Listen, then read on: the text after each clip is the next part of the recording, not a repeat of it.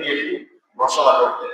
এরপর তিনি বলতেন আমাদের কুরবানির যে শিক্ষা সেটা হচ্ছে ইন্না সলাতি ওয়া নুসুক, আমাদের নামাজ, আমাদের কুরবানি সব কিছু আল্লাহর সন্তুষ্টির জন্য।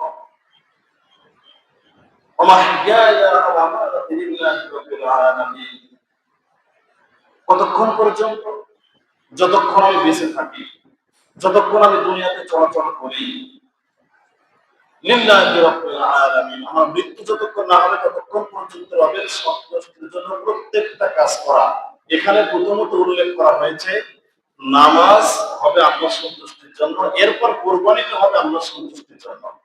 তো গতকাল ঈদের দিন আমরা যারা কোরবানি করেছি বা আজকে যারা কোরবানি করব, এই কোরবানিটা করা মূলত আল্লাহ তাআলার সন্তুষ্টির জন্যই।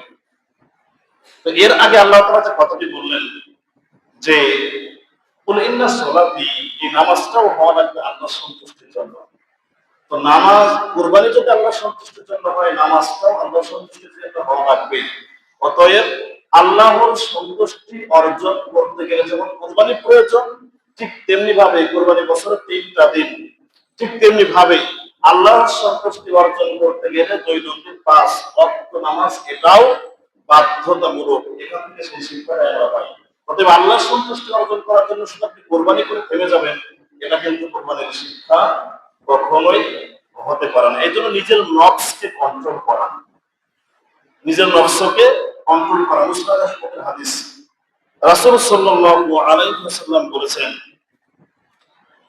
ফালাহ ইবনে উবাইদা রাদিয়াল্লাহু আনহু থেকে হাদিস করা বর্ণিত, তিনি বলেছেন প্রকৃত মুসলিম সেই কোন ব্যক্তি, আল মুসলিমু মান সালিমাল মুসলিমুনা বিল লিসানিহি ওয়া ইয়াদিহি, প্রকৃত মুসলমান হয় সে যার হাত ও মুখ থেকে অন্য মুসলমান নিরাপদ থাকে।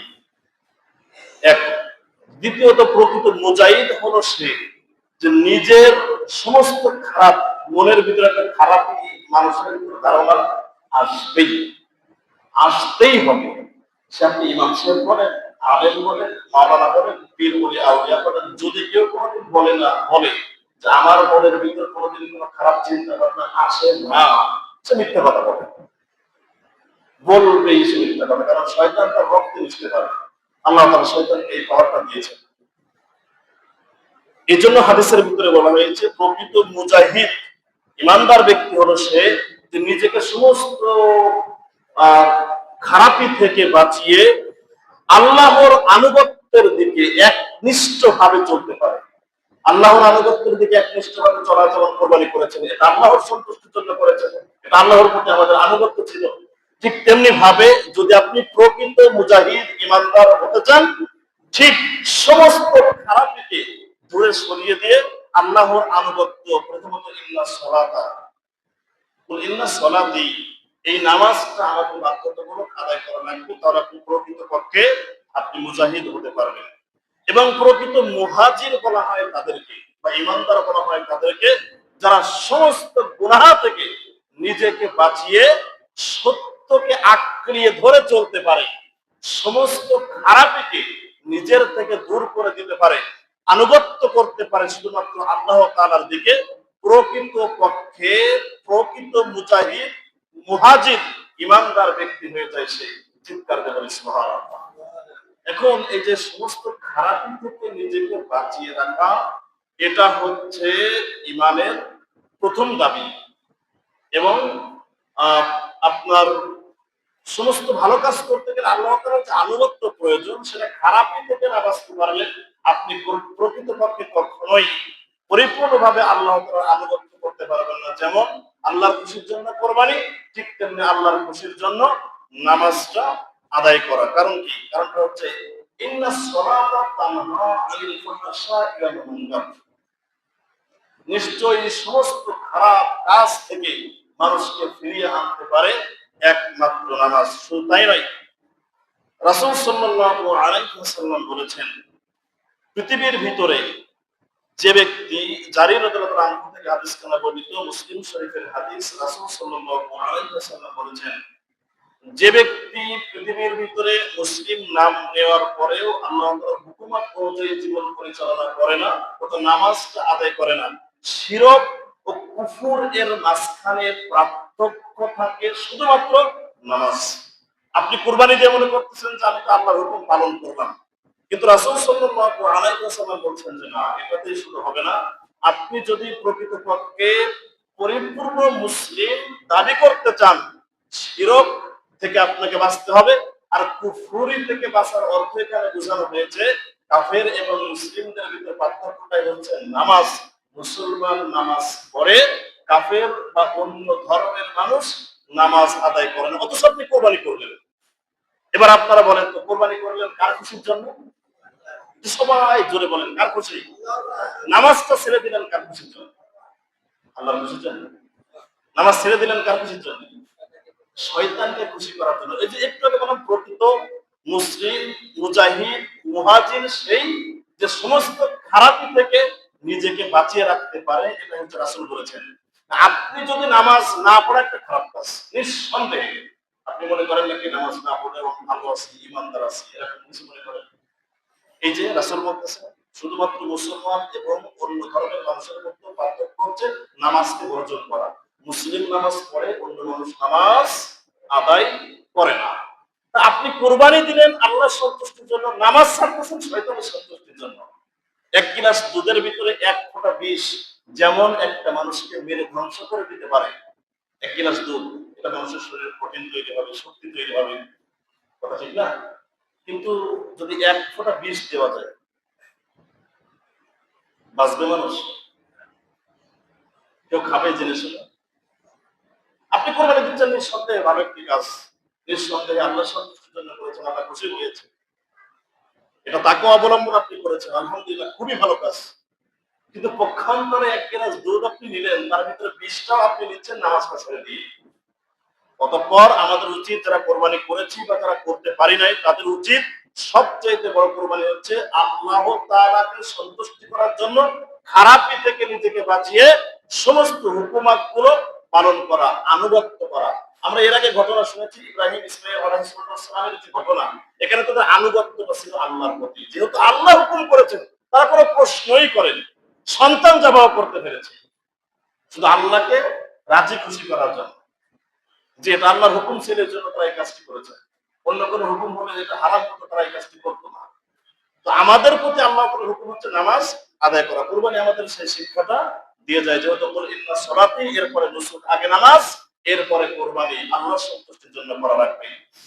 সাদ্দাত ইবনে আউস রাদিয়াল্লাহু আনহু থেকে হাদিস থেকে বর্ণিত, তিরমিজি শরীফের হাদিস, রাসূল সাল্লাল্লাহু আলাইহি ওয়াসাল্লাম বলেছেন, প্রকৃত মুসলিম সে হয়ে যায় যে নিজের নফসকে কন্ট্রোল করতে পারে। একই হাদিস, ওইটা একজন বর্ণনা করেছেন, এটা আরেকজন সাহাবা বর্ণনা করেছেন, যে নিজের নফসকে নিয়ন্ত্রণ করতে পারে। আপনার নফস তথা মন চাইবে হারাম উপার্জন করে, আপনার মন চাইবে নারী সঙ্গ, আপনার মন চাইবে একটু খারাপ কাজ করা, আপনার মন চাইবে আল্লাহর হুকুম না পালন করা, শয়তানের হুকুম পালন করা।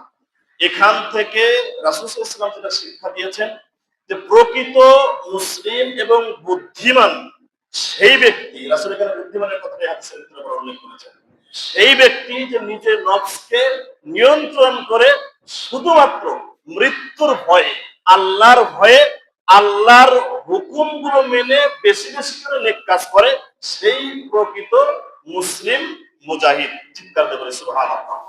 সেই প্রকৃত মুসলিম বীর মুজাহিদ, এখানে এটা উল্লেখ করা হয়েছে, যে ব্যক্তি নিজের নফসকে নিয়ন্ত্রণ করে খারাপি থেকে বাঁচিয়ে আল্লাহর হুকুমগুলো পালন করে। নামাজ পড়া লাগবে, হুকুম কার? একটু সবাই জোরে বলেন, হুকুম কার? আল্লাহ। এখানে যদি আপনি নফসকে কন্ট্রোল করতে পারেন, তাহলে আজকে আসরের নামাজ, আজকে জুমার পর থেকে আসর থেকে আর নামাজ আপনি ছাড়বেন না। তাহলে আপনি বুদ্ধিমান, আপনি প্রকৃত মুসলিম এবং মুজাহিদ মুসলিম, বীর মুসলিম। রাসূল সাল্লাল্লাহু আলাইহি ওয়াসাল্লাম হাদিসের শেষাংশে যেটা বলেছেন, বোকা কারা তোমরা কি জানো? প্রকৃত বোকা, বুদ্ধিহীন, মাথা মোটা হচ্ছে তারা, যারা নিজের নফসকে কন্ট্রোল করতে পারে না, শয়তানের খোরাকি বানিয়ে দেয়। শয়তান যা বলে ও তাই করে। সে প্রকৃত বোকা, মাথা মোটা, বুদ্ধিহীন। প্রকৃতপক্ষে খারাপ হচ্ছে সে শয়তানের সমস্ত কিছু যে ব্যক্তি মেনে শয়তানের গোলামি করে, সেই প্রকৃতপক্ষে আসলেই খারাপ। এবং সে কিন্তু আশা করে, রাসূল দারুণ একটা কথা বলেছেন এখানে, যে আবার নামাজ পড়ে না, যে আবার সুদ খায়, ঘুষ খায়, শয়তানের প্ররোচনায় সমস্ত খারাপ কাজগুলো করে, ইসলামের বিরোধিতা করে, হারাম উপার্জন করে, ইত্যাদি ইত্যাদি ইত্যাদি সমস্ত কিছু খারাপি করার পরে প্রকৃত বোকা হচ্ছে সে, যে শয়তানের কথা মতো নিজেকে গোলাম বানিয়ে নিয়েছে, শয়তানের অপবাদগুলো সবকিছু মেনে নিয়েছে, অথচ সে আশা করে আল্লাহর কাছে সে ক্ষমা পাবে এবং মারা যাওয়ার পর বড় একটা জান্নাত সে পেয়ে যাবে। রাসূল এটা বলেছে। সে আশা করে, নামাজ পড়ে না, খারাপ কাজগুলো করে, সে বোকা। সে আশা করে আমি বড় একটা জান্নাত পাবো। রাসূল বলেছেন, ওর চেয়ে বড় বোকা পৃথিবীতে আর কেউ থাকতে পারে না। অতঃপর শুধু কোরবানি করাটাই আমাদের জন্য বুদ্ধিমত্তার কাজ নয়। আমরা যদি প্রকৃত বুদ্ধিমান হতে চাই, আজ থেকে ৫ ওয়াক্ত নামাজ সহ আল্লাহর একটা হুকুমও ছাড়া যাবে না, চেষ্টা করতে হবে।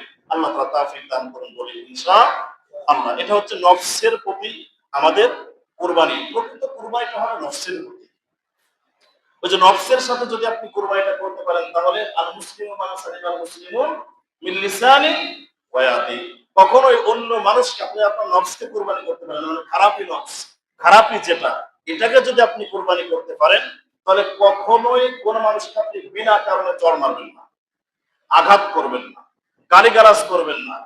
প্রকৃত মুসলিম সেই যে ব্যক্তির হাত ও মুখ থেকে, হাতের দ্বারা মানুষকে আঘাত করে, মুখের কথার দ্বারা এত গালিগালাজ মনে হয় কবিতা মুখস্থ করে আসছে।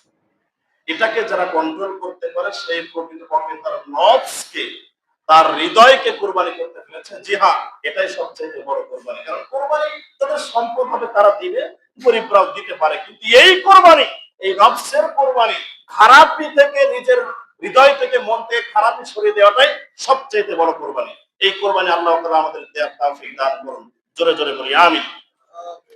দ্বিতীয় হচ্ছে, যারা কুরবানি দিয়েছেন তারা আবার অহংকার করার দরকার নেই। অহংকার করতে পারে একমাত্র একজন, তিনি কে? জোরে বলেন, তিনি কে? সূরা লুকমানের ভিতরে আল্লাহ তাআলা বলেন, ওয়ালা তুসাইর খাদ্দাকা লিন-নাসি ওয়ালা তামশি ফিল আরদি মারহা। কখনোই অহংকার বশত মানুষের সাথে কোনো কথাবার্তা বলো না। নিজেকে একটু দামি দামি ভাব ভাব মনে হয়, আমি সরকারি চাকরি করি, আমি একজন মাওলানা মানুষ, ইমাম মানুষ, আমি মন্ডল মানুষ, আরে বড় একটা ২ লাখ, ২.৫ লাখ, ৩ লাখ, ৫ লাখ টাকা দিয়ে কুরবানি দিয়েছি, আমার একটু অহংকার অহংকার থাকবে না? একটু হিংসা, একটু ভাবসাব থাকবে না? আল্লাহ তাআলা নিজেই সেখানে ঘোষণা করেছেন, খবরদার এই কাজগুলো করা যাবে না। যদি তুমি করতে পারো, ওয়ালা তামশি ফিল আরদি মারহা, আমি আল্লাহ তাআলা তোমার দিক থেকে মুখ ফিরিয়ে নেব। আপনি কোরবানি করেছেন বলে অহংকার করবেন? একজন গরিব মানুষ কোরবানি দিতে পারেনি, তাকে আপনি ছোট করে কথা বলবেন? তবে হ্যাঁ, কিছু মানুষের আবার অভ্যাস হয়ে গেছে, সম্পদ থাকার পরেও, টাকা হাতে থাকার পরেও কোরবানি না দেওয়া। আল্লাহর কাছে তাদের আবার জবাব দেওয়া লাগবে। আপনি আবার মনে করেন না যে আপনি মাপ পেয়ে গেলেন, না, আপনার এই অভ্যাসটা পরিত্যাগ করা প্রয়োজন। দুনিয়ার সব হয়, বাড়ি গাড়ি হয়, জমি কিনা হয়, জমি বন্ধক নেওয়া হয়, ইত্যাদি ইত্যাদি ইত্যাদি অনেক কিছু হয়। কোরবানির ক্ষেত্রে আপনার এই সংকীর্ণতার মন কেন? কার জন্য রেখে যান সম্পদ? কার জন্য রেখে যান? গতকাল কেউ না দেখলাম অনেকেই মারা গেল, কই আজকে জুম্মার নামাজ চলতেছে না? হ্যাঁ, বলেন না কেন জুম্মার নামাজ চলতেছে না? ঈদের আনন্দ মানুষ করতেছে না? আপনি মারা গেলেও এই গ্রামে ঈদের আনন্দ চলতো। হ্যাঁ, আমি মারা গেলেও আজকে জুম্মা এখানে কোরআন ইমাম পড়াইতো, ঈদের আনন্দ চলতো। জি হ্যাঁ, এটাই দুনিয়া। আপনি হিন্দু, দুনিয়া সব ঠিক থাকে, আমি হিন্দু, দুনিয়া সব ঠিক থাকে, শুধু আমি আমার জায়গায় ঠিক কিনা এই চিন্তার আগে করা দরকার। এজন্য অহংকার বশত হয়ে কোনো কিছু না চলা, না করা কিছু। ইন্নাল্লাহা লা ইউহিব্বু কুল্লা মুখতালিন ফাখুর। অবশ্যই কোনো দাম্ভিক অহংকারীকে আল্লাহ তাআলা পছন্দ করে না।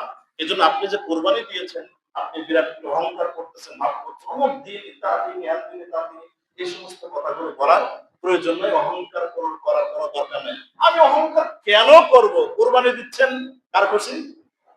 একটু জোরে কইলে ভালো লাগে, আরো জোরে বলেন। আল্লাহর খুশির জন্য যদি কোরবানি দেওয়া হয়, এখানে অহংকারের কি আছে? কোনো অহংকারই নাই। আমি একজন নাদার আল্লাহর গোলাম, আল্লাহ দিয়া তৌফিক দিচ্ছেন, আল্লাহ সন্তুষ্টির জন্য কোরবানি দিচ্ছেন, ব্যাস, এতটুকুই যথেষ্ট। আর কোনো কিছু বলার আপনার দরকার ছিল না, আর প্রয়োজনও নাই। এবার আসুন, যে অহংকার আপনি করতেছেন, মুসলিম শরীফের হাদিস, আব্দুল্লাহ ইবনে মাসউদ রাদিয়াল্লাহু তাআলা আনহু থেকে হাদিস করা বলিত, অনেক হাদিস রয়েছে অহংকারের উপর। আমি সম্ভবত জুমায় অতীতে আলোচনা করেছি, আমার মেমোরিতে আসতেছে না, করেছি না, সম্ভবত করেছি। আমি শুধু একটা হাদিস বলি। মুসলিম শরীফের হাদিস, আব্দুল্লাহ ইবনে মাসউদ রাদিয়াল্লাহু তাআলা আনহু থেকে হাদিস কেনা বর্ণিত। তিনি বলেন, রাসূল সাল্লাল্লাহু আলাইহি ওয়াসাল্লাম বলেছেন, যার অন্তরে অনুপরিমাণ তথা সরিষা বা বালুকণা পরিমাণ এতটুকু অহংকার বা হিংসা থাকবে, সেই ব্যক্তি কখনোই জান্নাতে প্রবেশ করবে না। লা ইয়াদখুলুল জান্নাতা মান কানা ফি কবরিল মিসকার।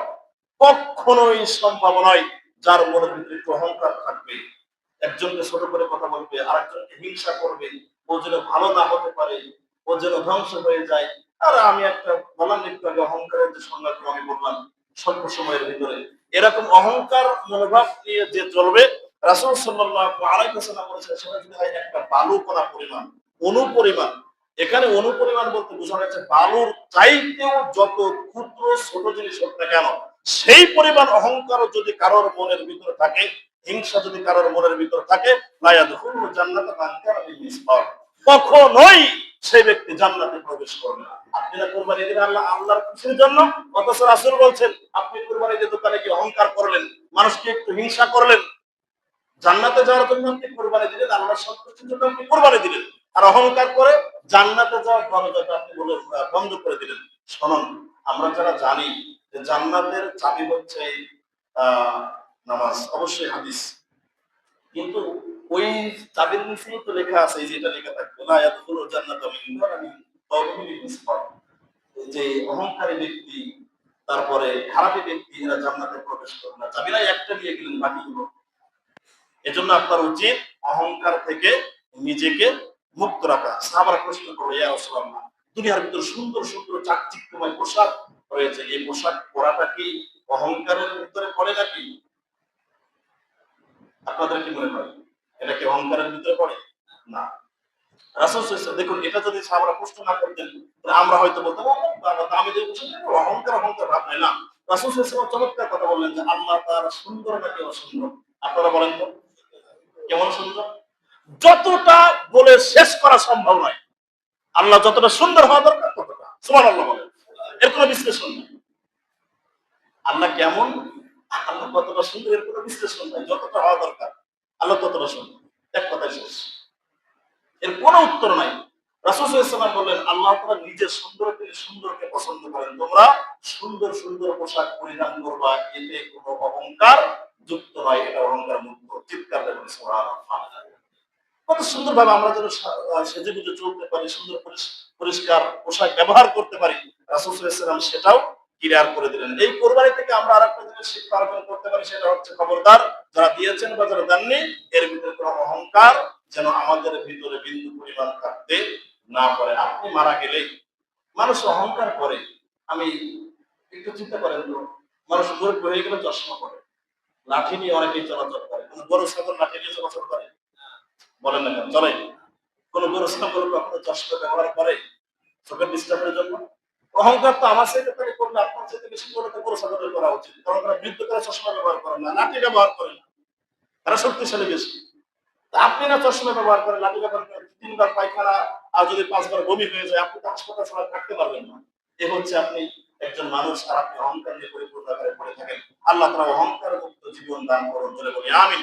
অহংকার শুধু যদি করতে পারেন, তিনি হচ্ছেন একমাত্র আল্লাহ, আর কেউ কোনো সময় অহংকার করতে পারে না। যার শেষ হয়েছে তার আবার কিসের অহংকার? যার শেষ নাই তিনি শুধুমাত্র অহংকার করতে পারেন। এরপর আপনি কি নামাজ পড়বেন কি পড়বেন না, এটা ঠিক করেছেন কোরবানির শিক্ষার মাধ্যমে? এই কথাটা আমি প্রথমেই বলেছি, শুধু আরেকটু বলতেছি, সেটা হচ্ছে নামাজ পড়বেন কি পড়বেন না এখন ঠিক করা রাখবে। কারণ কুলিন্না সলাতি, এরপরে ওয়ানুসুক, আগে নামাজ এরপরে কোরবানি। আপনাকে নামাজ বাধ্যতামূলক পড়াই লাগবে, নামাজ আপনাকে পড়তেই হবে। কোরবানি আপনাকে শিক্ষা দেয়, কোরবানি যেমন আল্লাহর সন্তুষ্টির জন্য, নামাজটা তেমনি আল্লাহর সন্তুষ্টির জন্য অবশ্যই জরুরত রয়েছে। এরপরে যারা সুদ ঘুষ খায়, আমাদের সমাজে হয়তো নাই, আবার থাকতেও পারে, অনেকেই থাকতে পারে। যে আল্লাহর সন্তুষ্টির জন্য যদি কোরবানি হয়, কোরবানি কবুল হওয়ার যতগুলো শর্ত আমি বলেছিলাম, তার ভিতরে হারাম উপার্জন থাকলে কোরবানি কবুল হবে না। এখন হারাম উপার্জনের টাকা দিয়ে পশু কিনে জবাই করে রক্ত বের করে দেব, ভালো করে বোঝেন, রক্ত বের করে দেব, তারপরেও যদি পশু কোরবানি না হয়, আল্লাহ যদি এটাকে গ্রহণ না করেন, তা আমি সুদের টাকা দিয়ে ঘুষের টাকা দিয়ে খাওয়া দাওয়া করতেছি, বাজার থেকে মাংস পোলাও বা আমি যদি গিয়ে এনে বাজার হাট করে এনে খাওয়া দাওয়া করতেছে, আমার শরীরে কি রক্ত তৈরি হচ্ছে না? বলেন না কেন? মানুষ খাবার গ্রহণ করলে তার শরীরে রক্ত তৈরি হয় না? তো সুদের টাকার রক্ত তো হারাম, ঘুষের টাকার রক্ত তো হারাম। আপনি এটাকে গ্রহণ করে আল্লাহর কাছে সিজদা দেন, আর আপনি আল্লাহর কাছে মাফ পান, আশা করেন আপনার সাথে বোকা আর কি হতে পারে?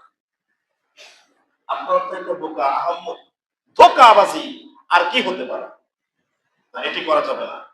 যদি কুরবানি কবুল হওয়ার শর্ত হয়ে থাকে সুদ ঘুষ হারাম উপার্জন থেকে বেঁচে থাকা, তো অবশ্যই অবশ্যই আপনারও উচিত সুদ ঘুষ থেকে নিজেকে পরিপূর্ণ আকারে বিরত রাখা। শুনুন, নামাজ এর আরকাম হাকাম রয়েছে 13টি, তথা নামাজের বাইরে এবং ভিতরে 13টা ফরজ রয়েছে।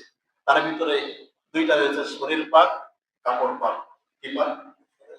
শরীর পাক, কাপড় পাক। শরীরকে আপনি গোসল করলেন, ধরেন আপনার গায়ে ময়লা লেগে গেছে, গোবর লেগে গেছে, বা আপনি মিলিত হয়েছেন স্ত্রীর সাথে, আপনার জন্য বা সম্পর্ক হয়েছে, আপনার জন্য বোঝানোর জন্য বললাম, ক্ষমা সুন্দর দৃষ্টিতে দেখবেন। আপনার জন্য গোসল ফরজ, আপনি গোসল করে পবিত্র হয়ে গেলেন, এটা আপনার শরীরের উপরের পরিষ্কার। ভিতরের রক্ত যদি দূষিত হয়, এটা পরিষ্কার করবেন কি করে?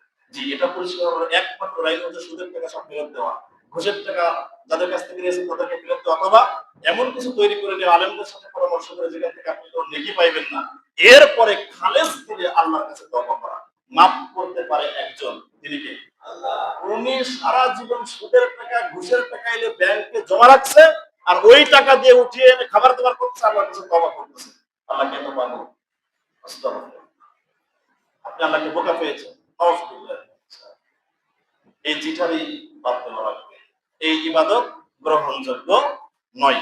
অবশ্যই অবশ্যই আপনাকে কুরবানি থেকে শিক্ষা নেওয়া লাগবে, আমি কোনো হারাম উপার্জন করবো না। কারণ হারাম উপার্জনের কুরবানি যেমন কবুল হয় না, হারাম উপার্জনের ওই টাকা দিয়ে বাজারঘাট করে এনে খাইলে আমার শরীর রক্ত তৈরি হবে, শরীর আমার পরিষ্কার হবে না।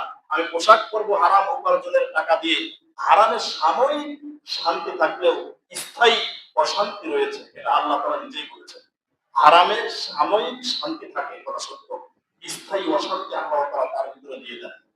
দমকা ওয়ানা আসরু ইয়াউমাল কিয়ামাতি আমা, এটা আল্লাহ নিজেই বলেছেন।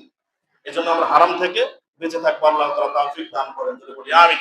এরপর হারাম সম্পর্ক ছেড়ে দেওয়া, আল্লাহর ভয়ে আজ থেকে আমরা সবচেয়ে সমাজে দেখতেছি সমস্ত হারাম কাজগুলো ছেড়ে দেওয়া।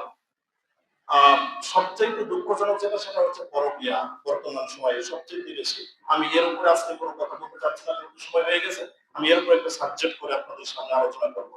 এরপর হারাম সম্পর্ক ছাড়বেন অবশ্যই। এরপর আপনি যদি মুসলিম হন, সুন্নতের দিকে খেয়াল রেখে আপনার দাড়ি ছেড়ে দেওয়া, মেয়েদের ক্ষেত্রে পর্দা করানো, এরকম কুরবানির আরো অনেক শিক্ষার বিষয় রয়েছে। শুধুমাত্র আল্লাহর ভয়ে এই কাজগুলো আমাদেরকে করা লাগবে। আল্লাহ তাআলা আমাদের সকলকে সেই তৌফিক দান করুন, জোরে বলি আমিন। আরেকটু জোরে বলি আমিন।